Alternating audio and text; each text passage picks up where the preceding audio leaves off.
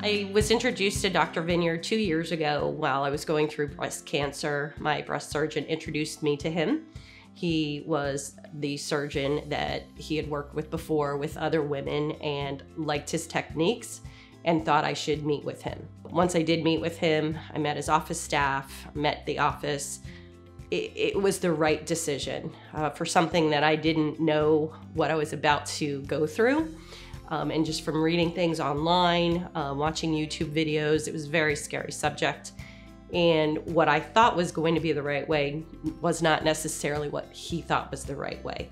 So what he did was allow me to listen and really train me and teach me on what he was going to do to me through the different surgeries we would have to have. And by the end of the first meeting, I was so comfortable with Dr. Vineyard, there was no way I was going to get a second opinion. I didn't need one. I was done. I'm the kind of person that wants to know everything about everything. What are you going to do to me? I'm an absolute control freak. I'm not the only one, I'm sure. I didn't feel rushed, ever. You know, it wasn't, I could talk to you for 5 minutes, I need to go see other patients. They sat with me for as long as I needed till I understood all the different questions that I had, what exactly was the procedure going to do. And for a big control freak, that's a big deal for me.